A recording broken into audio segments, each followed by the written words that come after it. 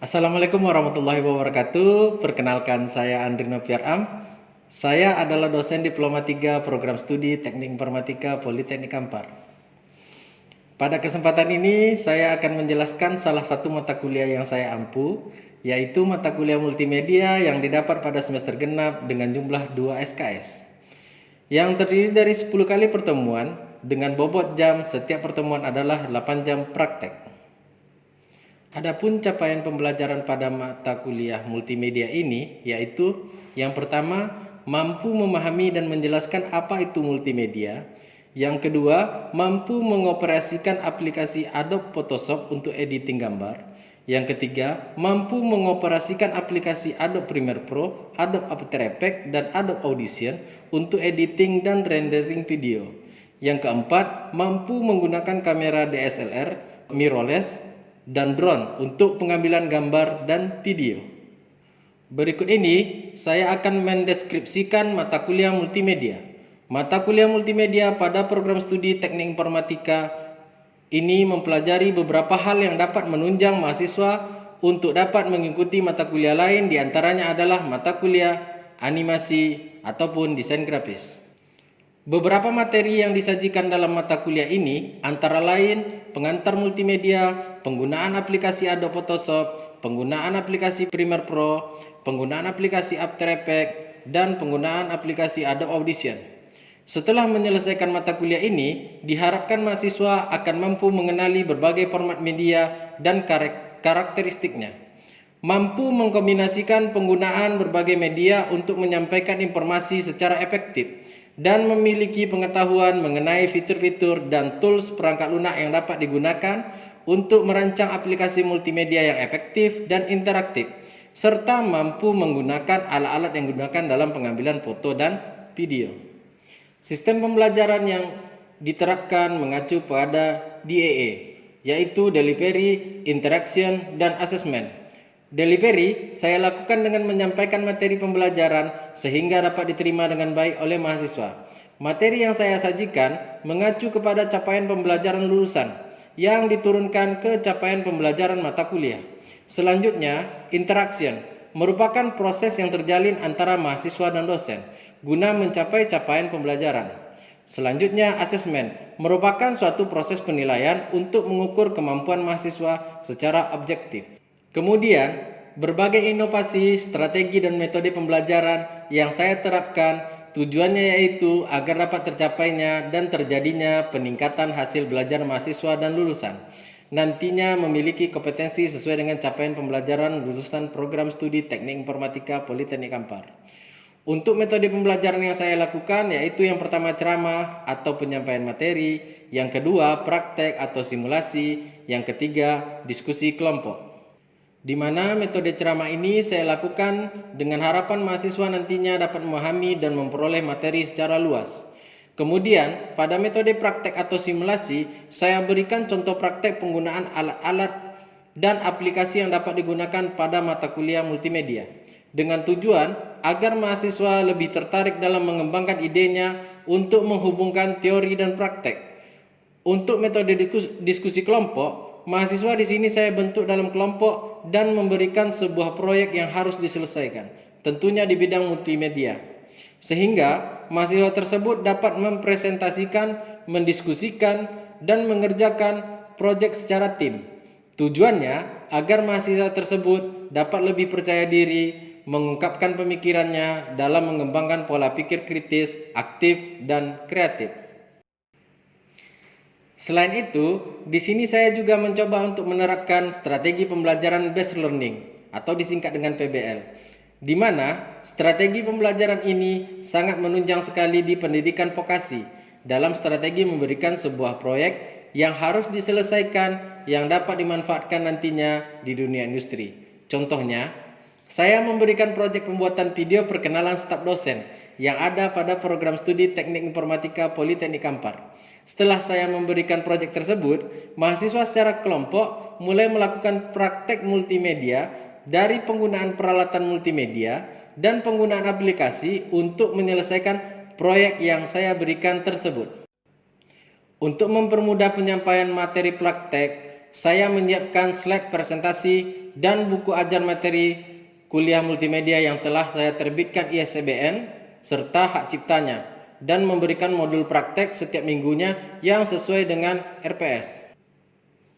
Sistem penilaian terdiri dari: pertama, praktek dengan bobot penilaian 20%. Yang kedua, tugas dengan bobot penilaian 15%. Ketiga, proyek individu pengganti UTS dengan bobot 25%. 4. Proyek kelompok pengganti UAS dengan bobot 30%. 5. Keaktifan dengan bobot penilaian 10%.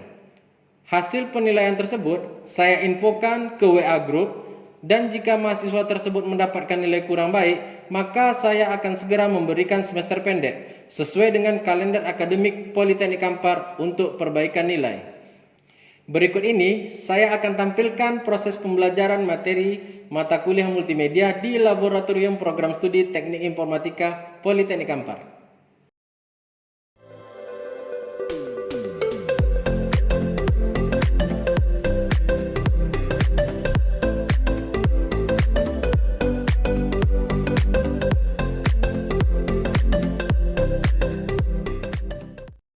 Bismillahirrahmanirrahim. Assalamualaikum warahmatullahi wabarakatuh. Waalaikumsalam warahmatullahi wabarakatuh. Perkenalkan, saya Andri Nopiar Am. Saya akan melanjutkan materi sesi yang kedua dan ketiga tentang praktek multimedia. Baik, sebelumnya bisa kita lihat bersama di slide presentasi. Materi-materi yang disajikan ini ada 5 poin pokok. Yang pertama, pengantar multimedia. Yang kedua, jenis-jenis fotografi. Yang ketiga, praktek fotografi. Yang keempat, pengenalan tools dasar Adobe Photoshop. Yang kelima, praktek editing foto menggunakan Adobe Photoshop. Nah, di sini dijelaskan bahwa multimedia adalah suatu pemanfaatan komputer untuk membuat dan menggabungkan teks, grafik, audio, video, gambar bergerak, baik itu video dan animasi, dengan menggabungkan link dan tools yang memungkinkan pemakai melakukan atau membuat navigasi, berinteraksi, berkreasi, dan berkomunikasi. Nah, selanjutnya jenis-jenis multimedia itu ada 2, ada multimedia linear dan multimedia interaktif. Nah, di sini pengertiannya menurut Richard E. Meyer, multimedia sebagai presentasi materi dengan menggunakan kata-kata sekaligus gambar. Jadi dia menggabungkan antara jenis-jenis gambar, di-combine, nanti dikasih teks. Jadi dia dibuat berbentuk grafik atau bentuk bergerak. Jadi bentuk motion. Nah, itu menurut dari Richard E. Meyer. Nah, menurut Hapos, multimedia sebagai suatu sistem komputer yang terdiri dari hardware dan software yang memberikan kemudahan untuk menggabungkan gambar, video, grafik, animasi, dan lain-lain. Jadi maksudnya multimedia itu ketika objeknya kita ambil menggunakan hardware, ya kan, hardware yang kita ambil berarti berbentuk toolsnya bisa bisa kamera mirrorless, atau bisa perangkat bergerak lainnya seperti drone.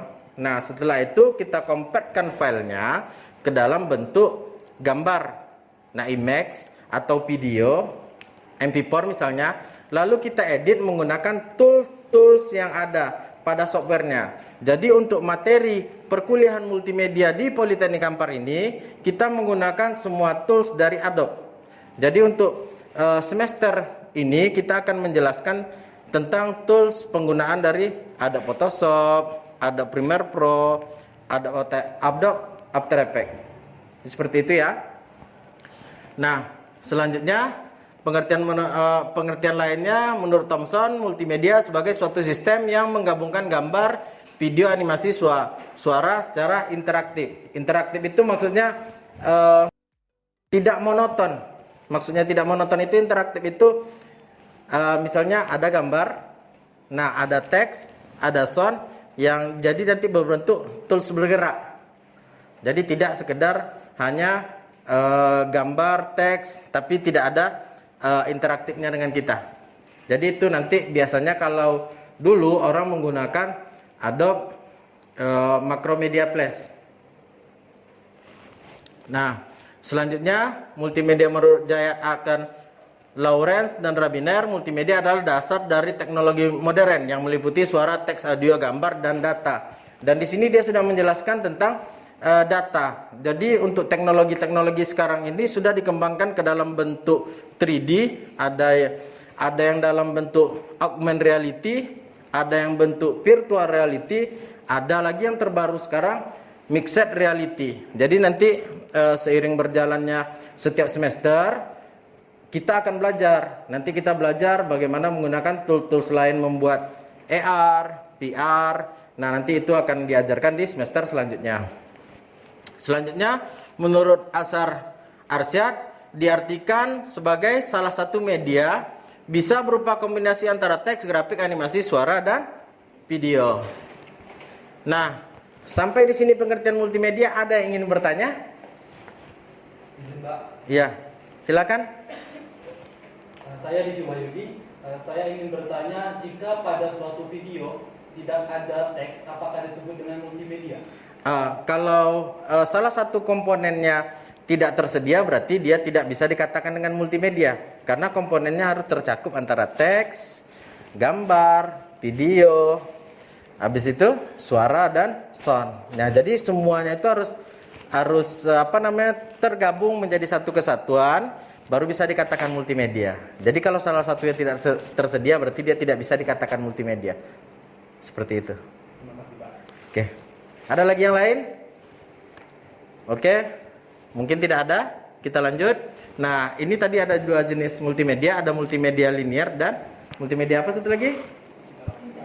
Interaktif. Oke. Multimedia linear adalah suatu multimedia yang tidak dilengkapi dengan alat pengontrol apapun yang dapat dioperasikan oleh pengguna. Jadi dia tidak dilengkapi dengan alat pengontrol.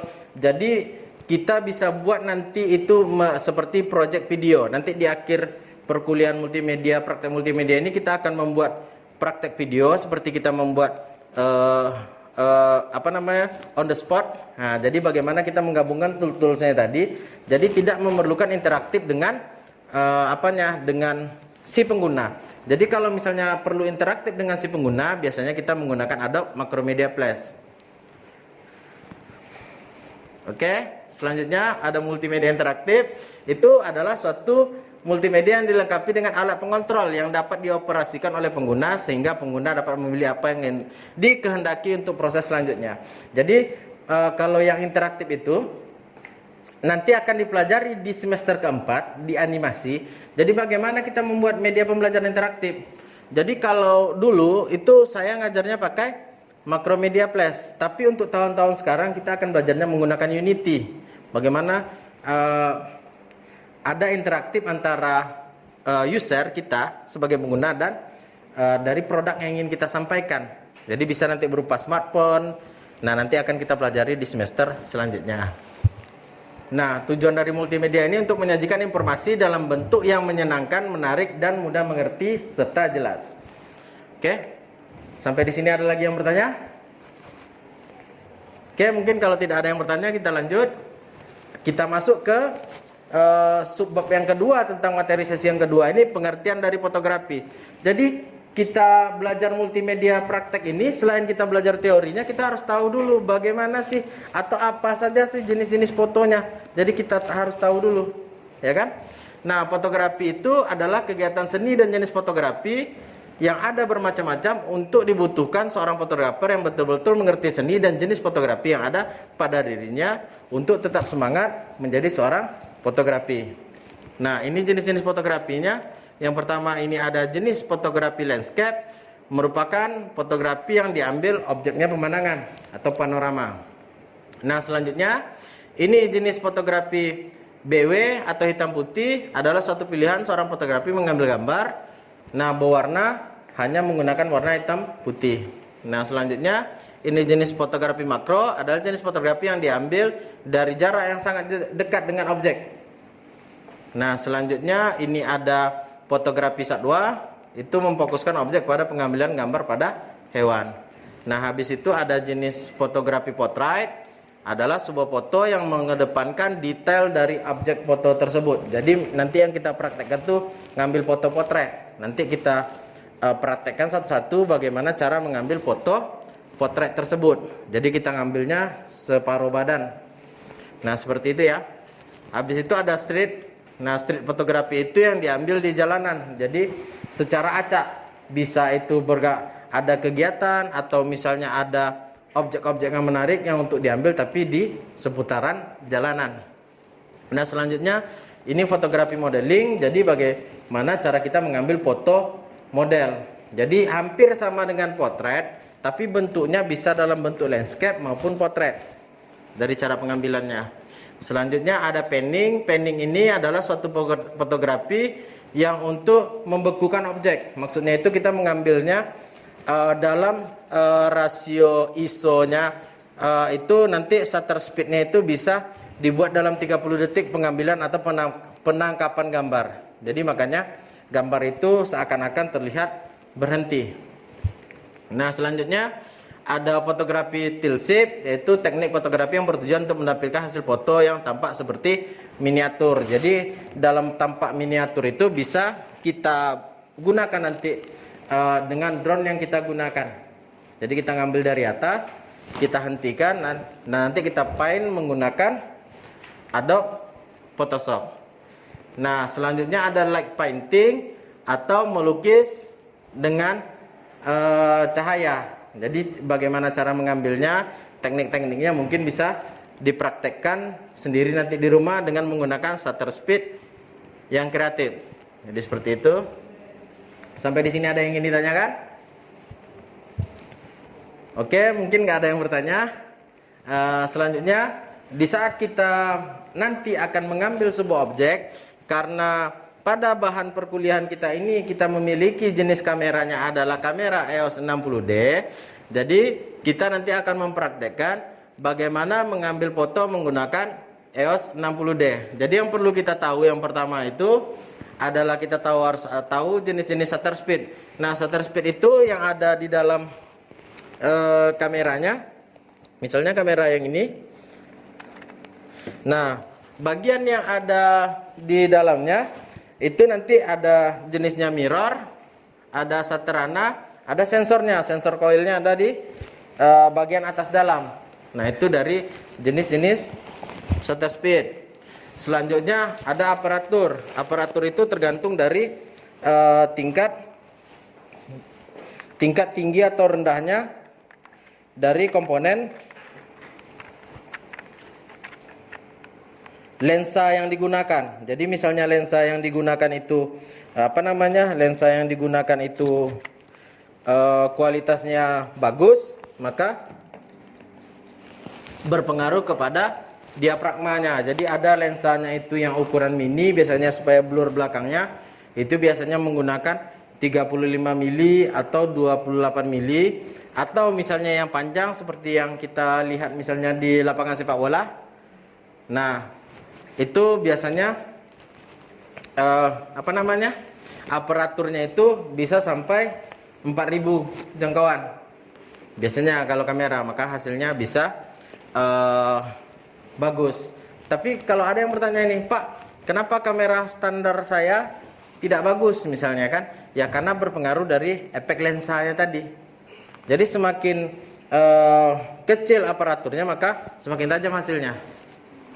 Selanjutnya ada ISO. ISO itu adalah jenis cahaya yang akan dihasilkan.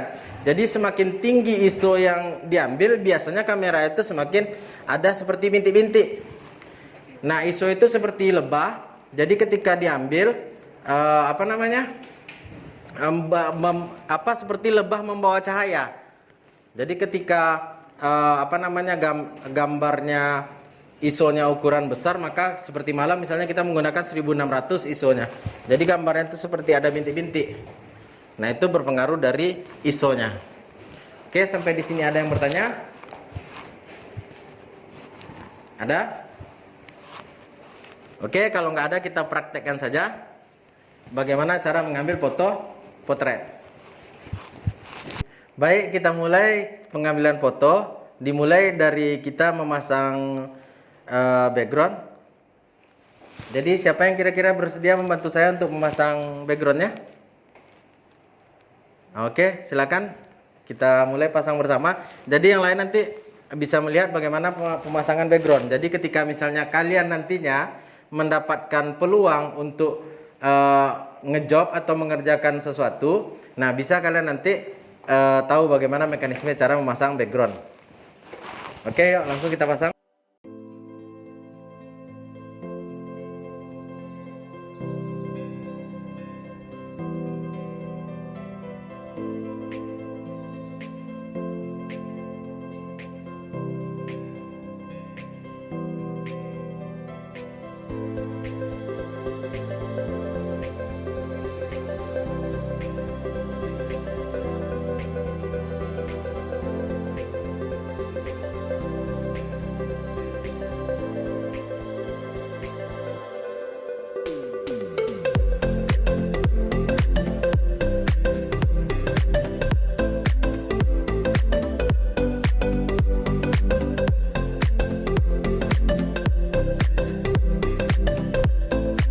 Melihat bagaimana cara prakteknya, silakan kita sama-sama dekat-dekat. Oke, silakan.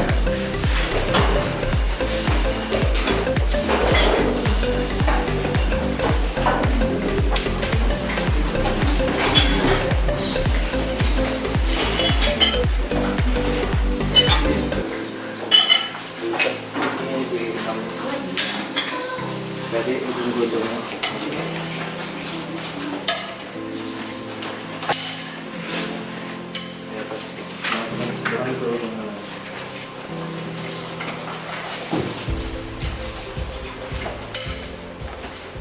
Ini aja seperti biasa, kalau kita mau praktek dulu, kalau di Politeknik Ampar sendiri kita mempunyai, insya Allah punya fasilitas yang lengkap.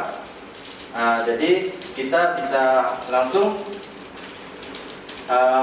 mempraktekkan. Jika kita mempraktekkan, kita perlu dulu memasang alat-alat yang perlu digunakan. Jadi seperti ini ya, alat-alat yang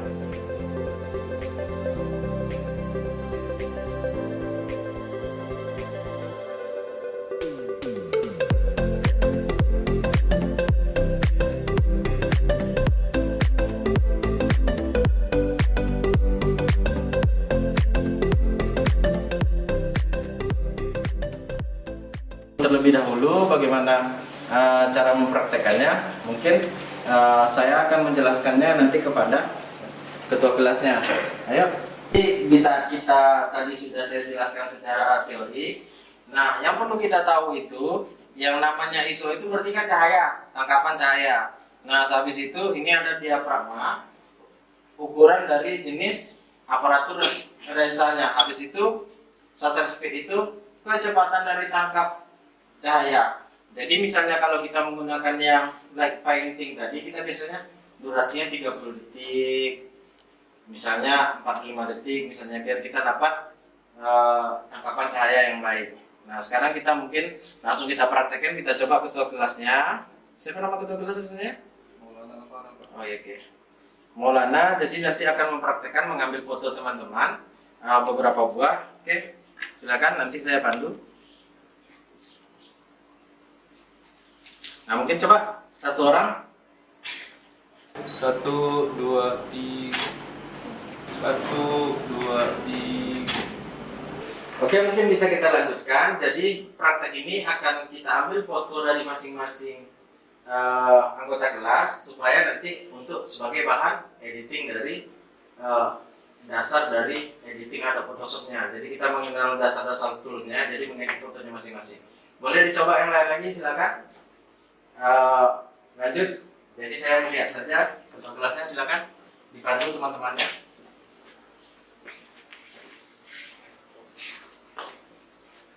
Satu, dua, tiga. Oke, mungkin nanti kalau misalnya ada yang bertanya bagus atau tidaknya, nanti hasilnya bisa kita lihat sendiri. Jadi itu untuk belajar dasarnya dulu.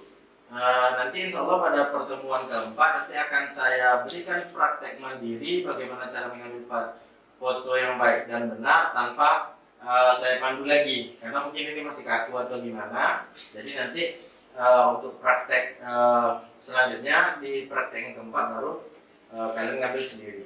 Jadi seperti itu. Oke, lanjut, silakan yang lain.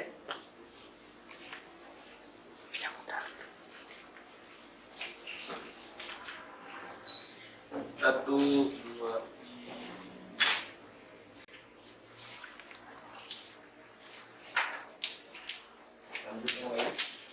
3. Ini maka kita akan melaksanakan praktek yang terakhir.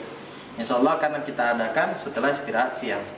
Jadi setelah istirahat siang kita akan melaksanakan praktek bagaimana cara mengediting gambar yang telah diambil tadi yang kita praktekkan. Oke? Oke, kita makan siang semua ya. Oke, tadi kita sudah mempraktekkan tentang bagaimana cara mengambil foto potret. Jadi sekarang saya menjelasin sebelum kita mempraktekkan dari cara menggunakan tool-tool dasar dari Photoshop itu. Jadi saya jelaskan dulu fungsi-fungsi dari yang ada di tools yang ada di Adobe-nya. Yang pertama ada Marquee Tool.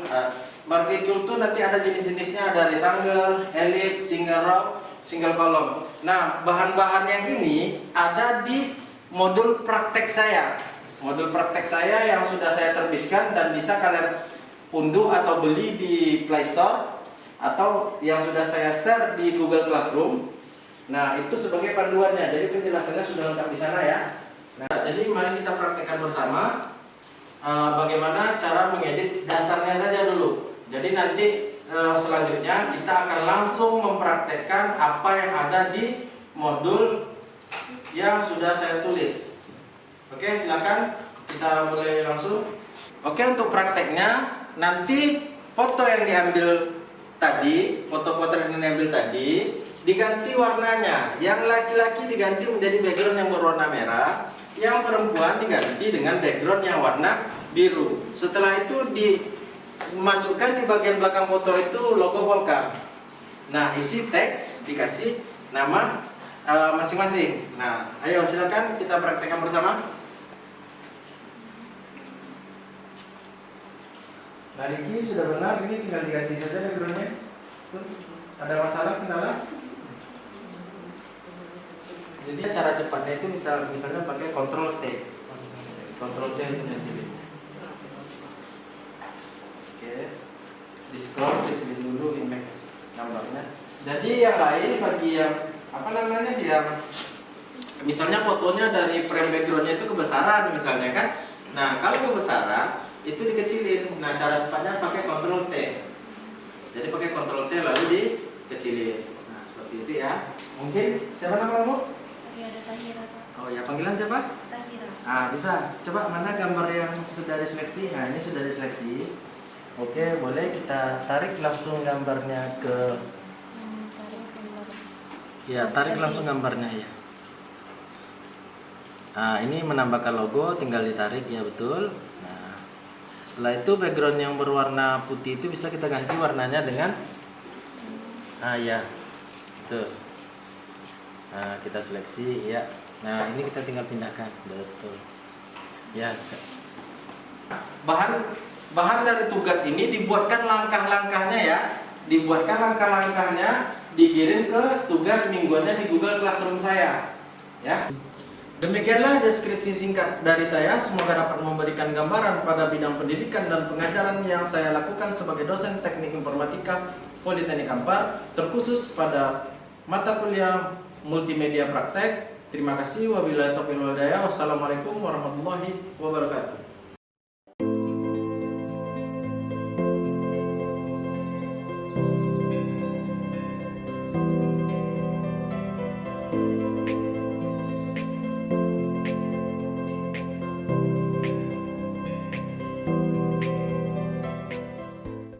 Teknik Informatika Politeknik Kampar.